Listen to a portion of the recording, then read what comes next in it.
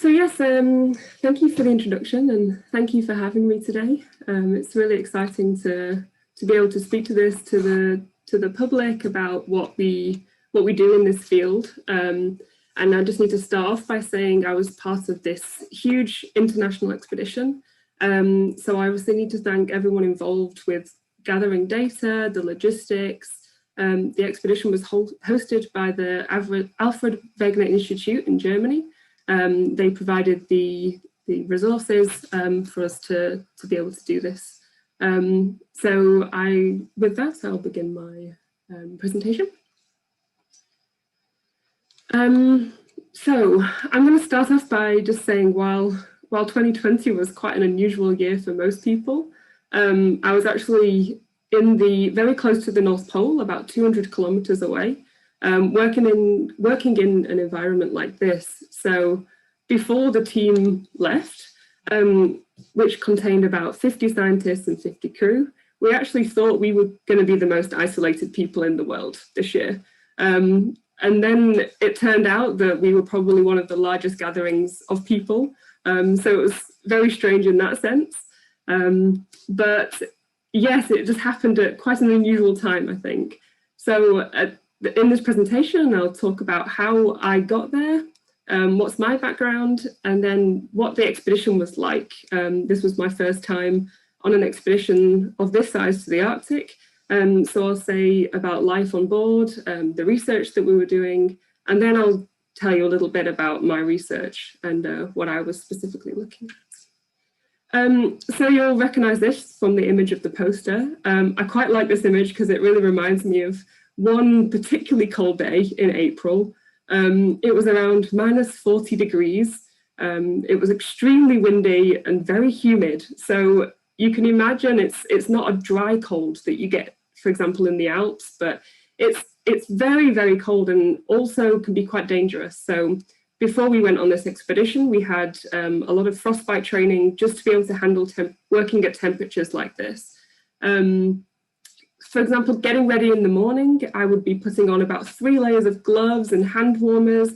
And if you had to remove any of these items of clothing to fix an instrument outside, you were at quite a high risk. So you had to keep every part of your body covered.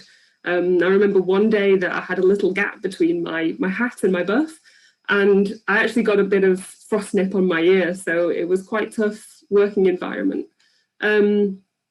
I am also often asked why I ended up here in this environment. As you can tell from my accent, I'm from England, and I've actually spent a lot of time in rain. So to actually move to snow is quite a nice thing for me. It's quite funny because when I looked back at old family photos, I found this as my sister. She's going to hate me for showing you all this. But we actually thought she was going to be the one to go into this field of research. So here I am in this on this expedition. But in some history, I applied for an internship at the Snow and Avalanche Research Centre 6 years ago. I ended up in the snow physics team. At that point, I had no idea that snow physics was a thing. So this was absolutely mind-blowing for me. And I was introduced to this concept that snow is constantly changing, and it's really this medium that's telling a story about weather conditions and the weather conditions that it's undergoing. So then I did this internship and then continued to do a master's in polar and alpine research, and then have now returned to the Snow and Avalanche Research in Switzerland for my PhD. And this is my first year as a PhD student, which I was able to join the MOSAiC expedition. So I've mentioned the MOSAiC expedition a few times now. This expedition was really a unique, one-of-a-kind experience, and we were basically lived on a boat which was frozen into sea ice. And sea ice in the Arctic is constantly drifting and moving. So the boat was frozen in and drifted with the ice, and we were able to work on and off the boat and return to the same locations on the ice. So we're really able to gain an understanding of what the conditions were like. It's quite an unusual thing to be in this region at this time of year. So this is the route that it was expected to take. So in September 2019, the boat was frozen into the sea ice and allowed to drift across the North Pole and to finish in October 2020. So one whole year working in this field. And the expedition consisted of about 600 scientists in total. There was some rotations of scientists, so other icebreakers would come and join this boat, transfer people, transfer goods, and then provide a whole new team to do this research. So the operations that were organised and the logistic challenges were absolutely incredible to be able to do something like this. I specifically travelled up in the beginning of February, and I was on the boat from March until August. So I returned in September time. So it was around 8 months in total, which is quite a long time to be in such an unusual environment. So I can tell you a bit about what life was like during these 8 months. It's quite hard to express this, but when you're living on this platform, this boat, is actually quite comfortable. So we have this stability, this home almost, which is really squeezed into the ice. We have one important thing is that we have to have a regular daily routine. So we spend around 7 hours on the ice, and it's very structured with meal times. And one reason this is important is because obviously we had 24 hours daylight, so it's very easy to become a little bit dislocated from the time and the location. It's quite an unusual feeling. But you really get used to this environment, and I can explain it like you walk off the ship and it's like your doorstep. So as you would imagine a tree at home, we really understand blocks of ice like this, and you can start to see how these are changing. And after spending 8 months in this time, it's quite an interesting thing to be able to see the landscape changing and notice the really small details. And you wouldn't have been able to do this otherwise. So that was really, really interesting. One important thing is the navigation around this area. So there's different areas of the ice around the ship, which are designated areas for specific pieces of science. So you really need to understand the environment and be able to navigate easily around here. And as you can see in this photo, it sometimes gets quite difficult because the landscape that you get to know so well, it's moving. So it often, the ice undergoes, the ocean currents causes stresses on the ice, and these cracks appear. So mornings you can wake up and there's a new crack, and one site that you're really familiar with has completely shifted to another area around the ship. So the right becomes your left and your left becomes your right, and it's quite a unique thing to experience such a familiar place go so unfamiliar. Another thing would be that you have to be aware of your surroundings because there's polar bears. We're in polar bear regions, so we had a logistics team who were polar bear guarding for us. And this just emphasizes how remote we were. So very close to the North Pole, all the 24-hour daylight. It's so remote that you need to have so much preparation for an expedition like this. You can't forget anything. You can't one day realize that you need an extra pencil, but you've not packed one. So the planning to get to this level was years and years of work by many people involved.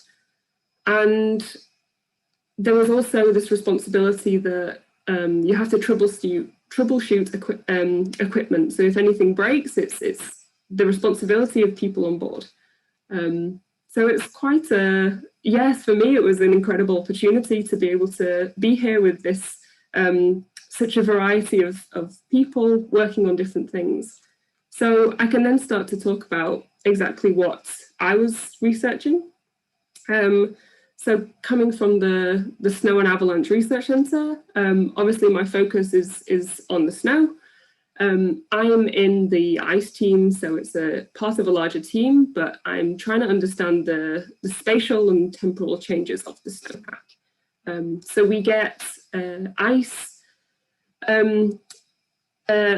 basically a collection of ice, which is different ages. And so you have ice, which is the first 1-year-old ice, which hasn't undergone a melt season. And you also get ice, which is more than 1 year old, which has undergone melt season, and then it turns into this older ice type. And I'll talk more about this later, but that's quite an important concept to understand.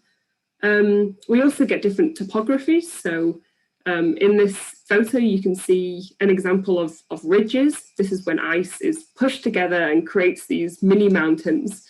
And also on the image before, you can see these cracks, and this is also one area of study that we're interested in. It's a very windy environment, so all of these different ice ages, different topography, really creates this uneven distribution of snow. You can see here that we have quite a lot of accumulation on ridges. So one thing is to understand just how the snow is distributed. And we would do this by having designated snow areas. So there were specific areas which would be kept untouched, and we would go in and research the snow properties in this season. So that was a really unique opportunity to be able to return to the same site and see how it's changing week on week. So why is snow important? I can take you through the bigger picture. So there was people on this expedition who were really researching a large variety of things, but specifically for snow, it links quite a lot of these different concepts. So for example, as heat is transferred from the ocean to the atmosphere, snow is the insulator of sea ice. So snow is really protecting it from any warm air fluxes, warm air intrusions coming from the atmosphere. It's also important to understand the snow for remote sensing applications. So for example, when we're trying to measure ice thickness and ice age from satellites, the heterogeneity of the snow actually causes quite some difficulties when doing this. We need to understand how the mass is distributed, and snow is the thing that is being blown by all this wind. So we need to understand where snow accumulates, to understand where mass is distributed in the Arctic. And also in summer, I said that we had 24 hours of daylight, but really the understanding light transmission is important for optics and algae growth in summer. So here's just a show of how many people would be working on the ice at the same time. It was really a huge collaboration of many different people working towards these goals. And this is just an example of me sitting with a colleague, Stephanie Arndt, in a snow pit in quite windy conditions on this day. So we would really sit in the snow and look at dig a wall of snow, which would look like this. And we would be able to tell a story from the different layers that we're seeing. We'd be able to see that it has temperature gradients, and we'd be able to see that there's been fresh snowfall on top. But we'd have about 2 hours to look at all of these different parameters that I've just listed around this circle. And the instruments that we use would be a huge variety. So we take this whole table of instruments onto the ice with us to try and understand the snow conditions. But one instrument that we have actually on board is a microcomputer tomograph. And with this, we're really able to see the microstructure of the snow. And it's an instrument like you would get in hospitals. It's exactly the same, so uses X-rays to understand the micro. And from this, we're able to understand the different layers in the snow at really, really high resolution. So it's a really valuable tool to be able to have on the boat. And to be able to install this on the boat was a really unique opportunity. So from a profile like this, we'd be able to see that, for example, we've had some fresh snowfall on top. A 3D reconstruction would look something like this, of really, really fresh snow. We'd also get some wind-packed layers, and we'd get some, when the snow is heavy, we'd get some water infiltrating into the side through if the water level goes over the ice surface. We would also get really extreme temperature gradients, so we get a lot of changes of the snow structure inside the snowpack. So just understanding the conditions in the atmosphere helps us understand exactly how these grains are positioned in the snow. And we'd get some really incredible structures like this. With these transfers of snow grains, of ice crystals, we would actually start to see snow or particles from the ice surface move up into the snow. And I've mentioned different ice ages before, and basically I've just mentioned that we have different ice ages. So we have first year ice and second year ice. And at the moment, we're starting to see a larger transition into first year ice, an Arctic with more first year ice. So this is ice which isn't lasting a season. And with this, it actually means that the ice is saltier. So it doesn't have the summer to wash out the salt from the ocean. So we have salty ice. And what we actually found, which is one really unique initial finding from the expedition, is that we actually started to get salt being brought up into the snow. So this image on the right, the red parts are actually, we're able to really locate the salt which is being brought up into the snow. And this is really interesting for nutrients and exactly how the reflections that we get from remote sensing signals could have quite a big influence on having this third component, this salt component.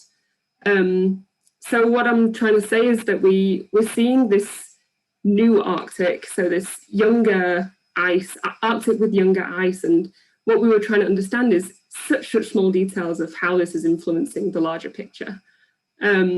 So with that, I think I'm going to finish my presentation. I think I've overrun a little bit, but I'd just like to say thank you for having me. And yes, I hope it was interesting.